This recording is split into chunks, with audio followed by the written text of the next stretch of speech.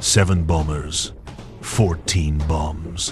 One night to decide whether a nuclear program that had survived Stuxnet, assassinations, sanctions, and 40 years of diplomacy would survive the morning. That is the arithmetic of Operation Midnight Hammer. But arithmetic is not the story. The story is what had to happen before those 7 bombers could cross into Iranian airspace. The story is the 15 F-35A Lightning IIs that went in first, alone, into one of the most comprehensively defended volumes of airspace on Earth. The story is the time those pilots spent inside Iran's radar envelope, absorbing targeting attempts from systems that cost hundreds of millions of dollars and were specifically positioned for exactly this fight. The story is that Iran fired nothing. Not a single defensive shot reached the strike package.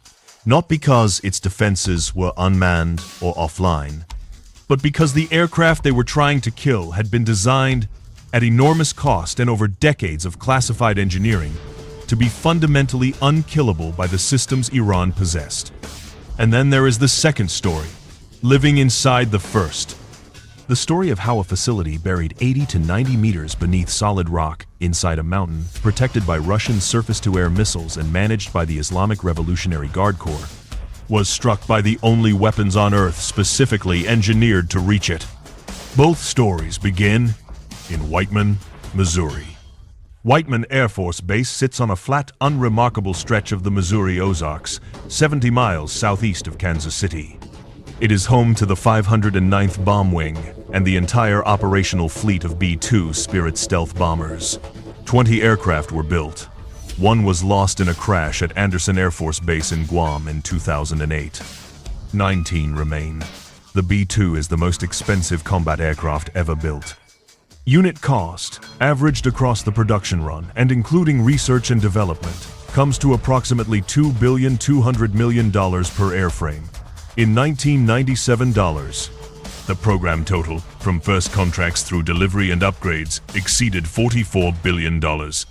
For that expenditure, the United States received something genuinely singular.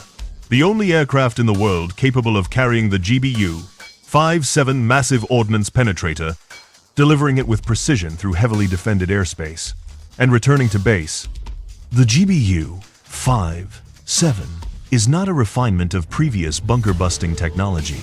It is a different category of weapon. It weighs 30,000 pounds. It is 6 meters long. Its casing is built from a high-performance steel alloy that maintains structural integrity at the moment of impact, driving through earth and concrete and rock before the 5,300 pounds of explosive inside finds the space it needs. It penetrates approximately 60 meters of reinforced concrete before detonating. The bombs can be dropped sequentially on the same point, each one following the channel opened by the one before, drilling into a mountain with the largest conventional warheads on the planet. There are targets in the world for which only this weapon exists. Fordo is one of them. The Fordo fuel enrichment plant sits 30 kilometers northeast of the holy city of Qom, roughly 100 kilometers southwest of Tehran. Inside a mountain, on land that was originally an Islamic Revolutionary Guard Corps missile base. Construction began around 2006, in secret. The United States had been watching the site for some time before September 2009, when President Obama, alongside French President Sarkozy and British Prime Minister Brown, revealed its existence and confronted Tehran with the evidence. Iran acknowledged the facility. The acknowledgement came years after construction had begun, and with a posture the International Atomic Energy Agency found deeply unconvincing. The reason Fordo was built the way it was built is precisely because Iran understood it would one day become a target. Underground facilities can be built at shallow depth. Natanz's primary holes were 8 meters below surface. Fordo was carved 80 to 90 meters into solid rock. The difference is not a matter of degree. At 8 meters, the previous generation of American bunker-busting munitions can reliably destroy the target. At 80 to 90 meters, inside limestone and dolomite that is in places harder than reinforced concrete, even the GBU-57 faces a physics problem. Multiple strikes on the same precise point, drilling the same wound deeper with each successive impact, become the only viable approach. Iran built Fordow to survive anything short of that. The two underground halls at Fordow contained centrifuge cascades for uranium enrichment. Design capacity was approximately 3,000 centrifuges. By 2024, Iran had begun installing advanced IR-6 machines, which enrich uranium at roughly 10 times the efficiency of the older IR-1 models. Enrichment at Fordow had reached 60% purity, uranium-235, separated to levels far exceeding any civilian energy application. Uranium for a power reactor requires 3 to 5%. Uranium for a research reactor requires 20%. Uranium for a nuclear weapon requires 90%. 60% is not a civilian program. 60% is a decision, suspended at the last step, waiting. In March 2023, the IAEA found traces of uranium enriched to 83.7% at Fordow. The agency described this as a significant surprise.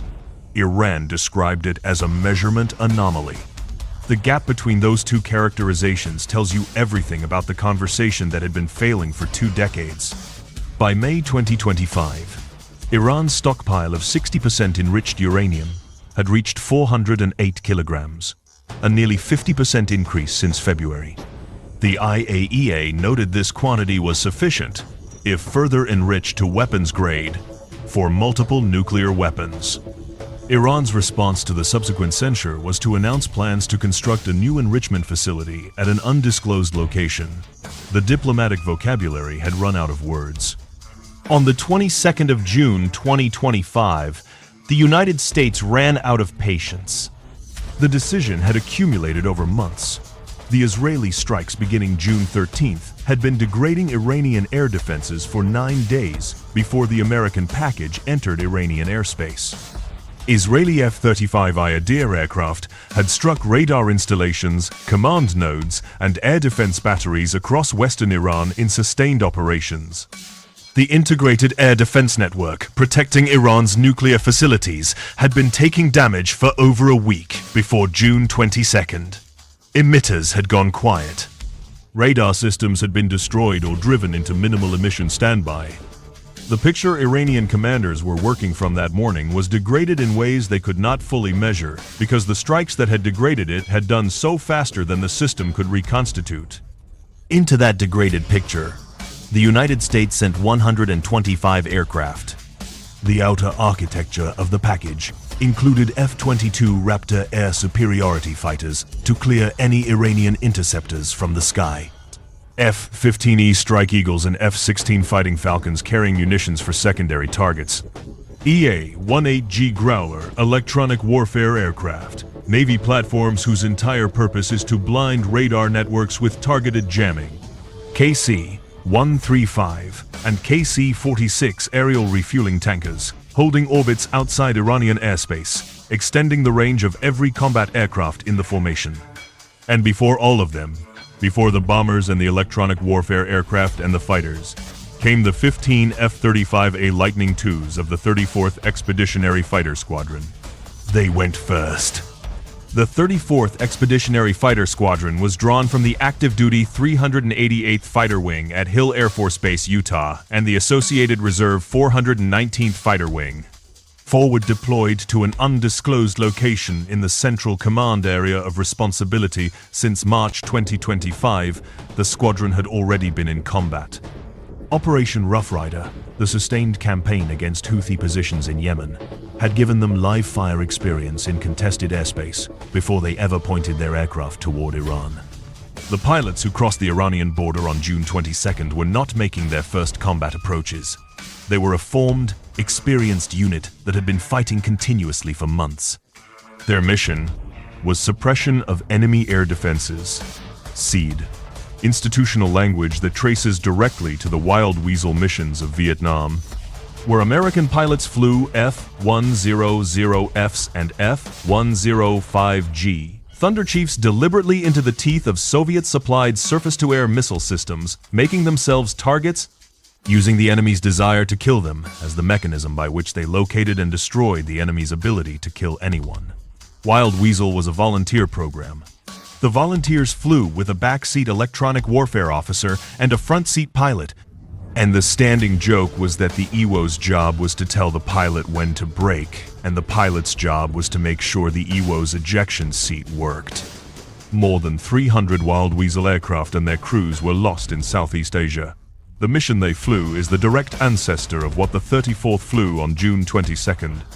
The technology has changed beyond recognition. The fundamental proposition has not. Go in first, make the radar turn on, kill it before it kills you. The F-35A is the logical end state of everything the Wild Weasel program learned over 50 years. Its ANAPG 8-1 active electronically scanned array radar can passively receive emissions from surface threats, classify them by type, locate their source, and present a targeting solution to the pilot without ever emitting a signal the threat system can detect and track. Its ANASQ 239 electronic warfare suite gives the pilot a real-time picture of every electromagnetic emitter in the operational environment, categorized by threat type, prioritized by lethality. Displayed in the helmet-mounted display overlaid on the physical world outside the cockpit, so that the pilot sees the threat picture the way a surgeon sees an anatomy diagram. Its weapons are carried internally in bays that close flush with the aircraft's skin, preserving the stealth profile that the external carriage of weapons would compromise. Its radar cross-section has been estimated in multiple open-source analyses as roughly equivalent to a large metal sphere the size of a golf ball. Not invisible. Close enough to invisible that the systems trying to find it face a mathematics problem rather than a tracking problem. Iran's best systems had been trying to solve that mathematics problem for years. The S-300 PMU-2 surface-to-air missile system that Iran deployed to protect its nuclear sites uses the 64N6E engagement radar, capable of tracking 100 targets simultaneously and engaging 12. It fires interceptor missiles against targets up to 200 kilometers away. The system was designed specifically to engage high-altitude, high-speed targets with small radar cross-sections. It was designed, in part, for exactly the threat the 34th represented. Iran deployed these batteries at Fordo with overlapping coverage zones positioned on the mountain above the enrichment halls and at intervals across the approaches. Alongside the Russian system, Iran had fielded the Bavar 373, a domestically produced long-range surface-to-air missile that Western analysts treat with qualified respect. Iran's defense industry has demonstrated genuine engineering capability even under 4 decades of crippling economic sanctions. A system built with full knowledge of the threat it would face, specifically to counter Israeli and American stealth aircraft, deserves serious assessment. Iran had also been developing L-band queuing radar specifically to address the stealth aircraft problem. L-band wavelengths interact with the leading edges of low observable airframe designs in ways that shorter wavelengths do not, providing location information that shorter wavelength fire control radars cannot extract. The conceptual approach is sound. Use the L-band to tell you something is there. Use the S-band or X-band fire control system to kill it once you know where to look. Iran had watched Israeli F-35's photograph air defense sites above Tehran in 2019, while Iranian radar saw nothing. It had studied the architecture of stealth penetration and invested accordingly. It had years to prepare for exactly this scenario. None of it was enough. The specific tactical events of the SEAD phase remain partially classified. What the United States Air Force has confirmed through official releases and the public statements of the pilots and commanders involved is this. The F-35, as were the first aircraft to penetrate Iranian airspace on June 22nd.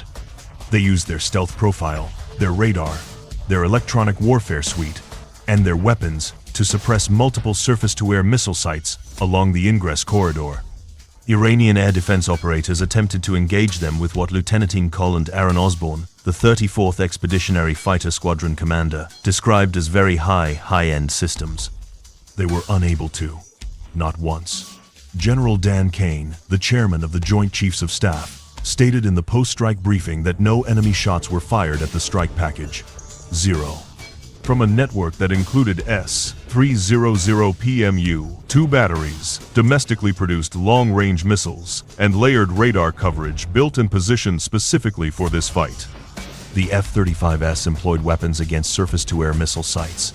Osborne confirmed the squadron carried novel weapons being used operationally for the first time. The specifics remain classified. The outcome does not. The 34th was not merely silencing radar operators by threatening a response. They were destroying infrastructure. A destroyed radar is more reliably suppressed than one that has only been threatened into silence.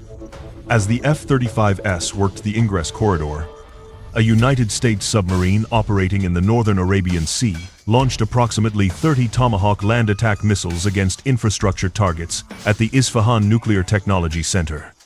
The submarine was an Ohio-class guided missile boat, nuclear-powered, one of the Navy's SSGN conversions that carry up to 154 conventional Tomahawks through vertical launch tubes.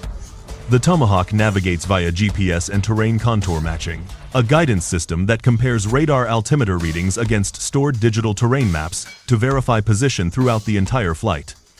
Range exceeds 1,500 kilometers. Circular error probable is within 10 meters. 30 missiles, launched from beneath the surface of the Arabian Sea, flying at low altitude below Iranian radar coverage, arriving at Isfahan from a vector the air defense network was not positioned to intercept. A second axis of attack from an axis Iran could not see. Then the B-2S arrived. They had left Whiteman Air Force Base 18 hours earlier. 7,000 miles at high subsonic cruise with 3 aerial refueling contacts along the route, each requiring the bombers to slow and connect with tanker aircraft before continuing east. The crew of each B-2 is 2 people, a pilot and a mission commander, having spent the better part of a day in the air before the target area appeared in their systems. 7 bombers. 6 of them carried 2 GBU, 5-7 massive ordnance penetrators each, all 12 bombs targeted at Fordo. The 7th carried 2 MOPs for Natanz. Fordo was buried 80 to 90 meters underground. The GBU, 5-7, penetrates approximately 60 meters before detonating. The gap between those 2 numbers is the reason the bombs were dropped in pairs on the same point. First weapon opens the channel. Second weapon follows it deeper. Double tapping. In the clinical language of damage assessment, drilling into a mountain with the largest conventional warheads on Earth. For weeks after the strike, genuine uncertainty existed about whether the bombs had reached the centrifuge halls.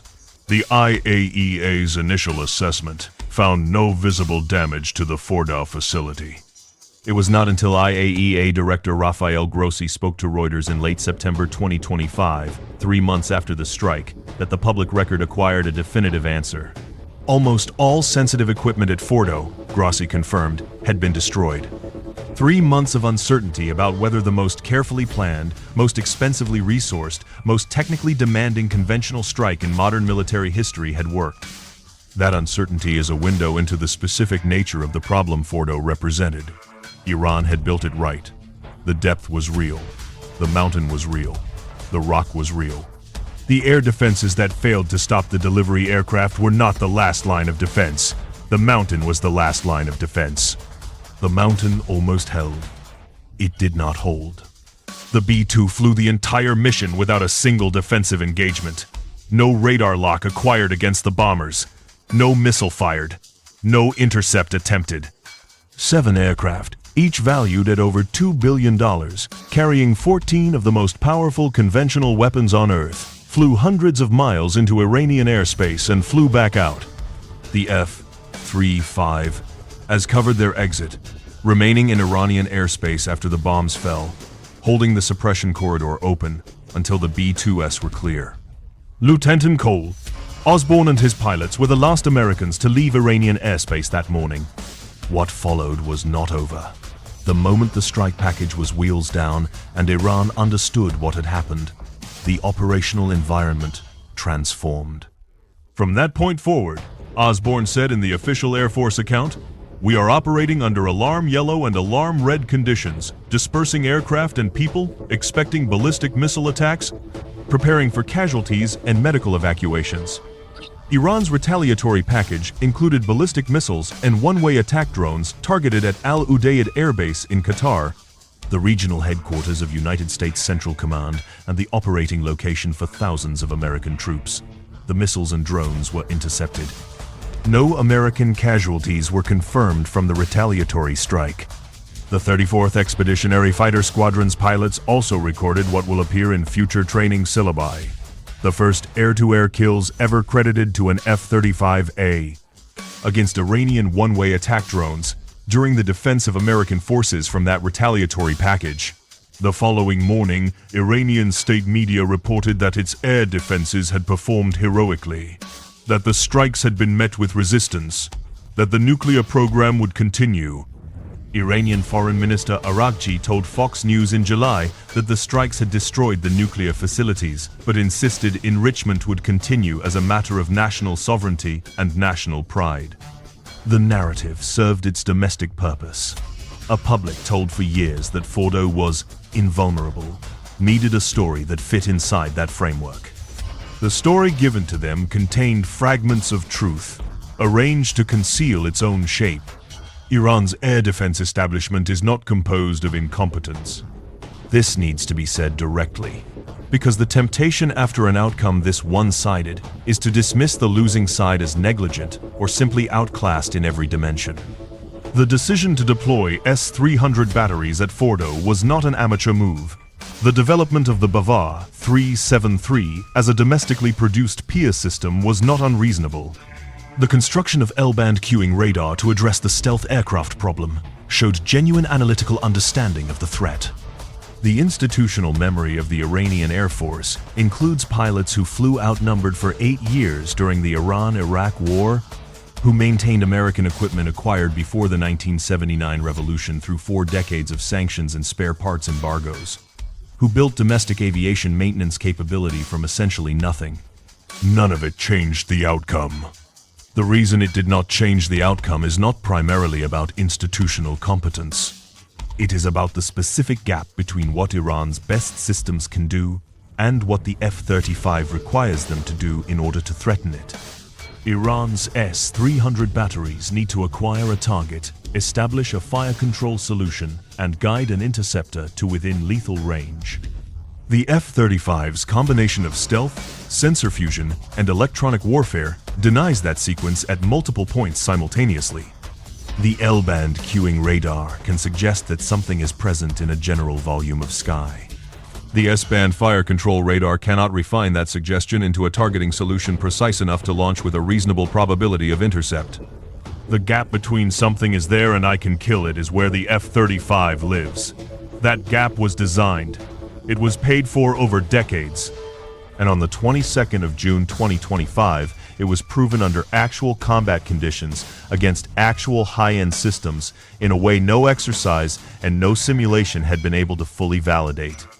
The effectiveness of this strike validated all of the capabilities of the F-35 we have been talking about for years. Colonel Charles Fallon, the 388th Fighter Wing Commander, said, "Stealth, lethality, sensor fusion, being a force multiplier." The sentence carries the restraint of an officer speaking on the record about an operation whose full details remain classified. But inside that restraint is the recognition that a platform long criticized for cost overruns and software delays and the gap between marketing and operational reality had just performed at the highest level, in the hardest environment, against the most capable opposition available to it. The implications reach past the Persian Gulf. China has spent 15 years building what military planners call an anti-access and area denial network, a layered architecture of surface-to-air missiles, anti-ship missiles, cyber capabilities, and electronic warfare specifically designed to keep American forces out of the Western Pacific and away from Taiwan. The centerpiece includes the S-400 Triumph, a more capable Russian system than the S-300 Iran operated, supplemented by domestically produced long-range surface-to-air missiles integrated through a command and control architecture linking naval, ground, and air-based radar into a fused picture. China's defense analysts have been studying Midnight Hammer. They are drawing conclusions. Those conclusions are not comfortable for Beijing. The American strike demonstrated, in the most concrete terms available, that stealth aircraft can penetrate a network that includes Russian-origin long-range surface-to-air missiles, domestically produced supplementary systems, and layered radar coverage, without sustaining a single engagement. The logic that built China's anti-access architecture assumed that if the radar picture is dense enough, and the missiles capable enough, the cost of penetrating the network rises above what a potential adversary is willing to pay. What Midnight Hammer suggests is that the cost for stealth aircraft flown by experienced crews with appropriate electronic warfare support is lower than that assumption predicted. A July 2025 Pentagon assessment found that Iran's nuclear program had been set back by approximately 2 years. 2 years is not permanent. It is a delay. The Islamic Republic has described uranium enrichment as a matter of national sovereignty. Its population has been told the nuclear program represents scientific achievement and industrial determination. The refusal of a people to be denied mastery of technology, despite 4 decades of isolation and targeted assassination of their scientists. That narrative does not dissolve under bombs, even very large ones. What dissolved was the physical infrastructure behind it. The centrifuges, the underground halls, the cascades producing 60% enriched uranium inside a mountain that was supposed to be untouchable. The IRGC officers who managed Fordo and told the country it was invulnerable were not wrong about the mountain. They were wrong about the bomb. The pilots of the 34th Expeditionary Fighter Squadron took away from Midnight Hammer what the Air Force has been investing in one form or another, since the first Wild Weasel pilots volunteered in 1965. The knowledge that the mission works, that the jet works, that the doctrine works, that the classified training and the classified exercises and the decades of classified weapons integration produced something real and proven in combat. Somewhere on a timeline no analyst has fully mapped, in circumstances no intelligence service has completely anticipated, American aircraft will go somewhere else. Somewhere. Someone has built something underground and called it impenetrable, and ringed it with the best defenses they could acquire or design or build. The precedent now exists for what happens next. The F-35s go first. They find the door. They kick it down. And the world does not learn about it until the bombers are already on their way home. Iran built a mountain. America built something that didn't need to go around it.